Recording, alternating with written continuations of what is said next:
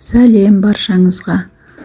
Бүгін асқабақтан өте дәмді тағам жасаймыз. Ең алдымен мен каналыма тіркеліп, қоңыраушаны басып қойды ұмытпаңыздар. Көп ингредиентті қажет етпейді.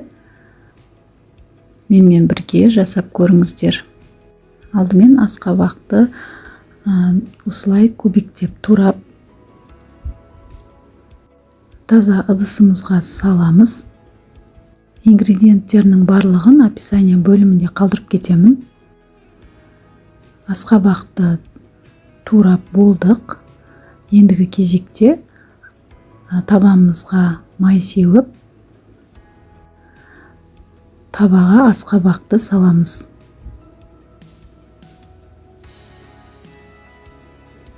Үстіне 1 чай қасық тұз салдым және жақсылап араластырып аламыз.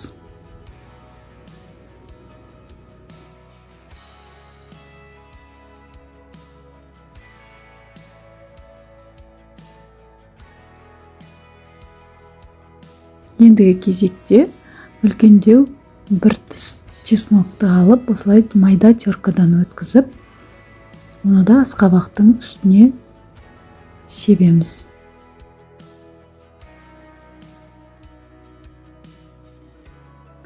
Сары майды осылай кубиктеп турап,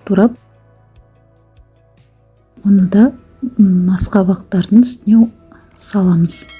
Каналға тіркеліп қоюды ұмытпаңыздар. Менде әр 2-3 күн сайын жаңа видео шығып тұрады. Енді жай ғана дүкендегі қаймақты алып, 3 ас қасық қаймақты асқабақтың үстіне салып, жақсылап араластырып алдым. Міндетті түрде араластыру керек. Жақсылап тұрып, салған ингредиенттеріміздің барлығы асқабаққа жақсы сіңу керек.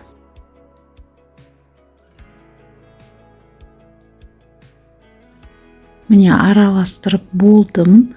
Енді осылай шет-шетін жинастырып, бетіне фольганы кесіп, бетін жабамыз.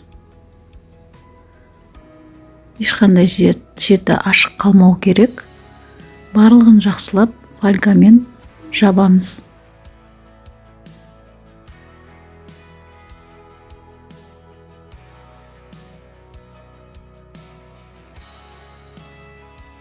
Міне жауып болдым фольгамен. Енді қызып тұрған пешке 180 градуста 30 минут пісіріп аламыз.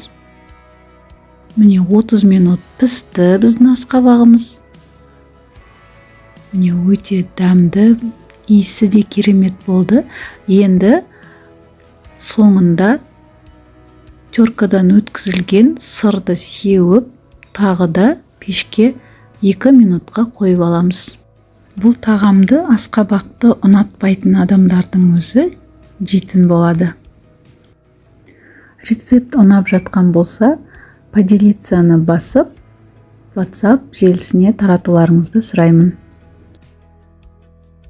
Міне бізде асқабақ дайын, бетіндегі сыры еріп, қаймақпен, чеснокпен әдемі дәм берді.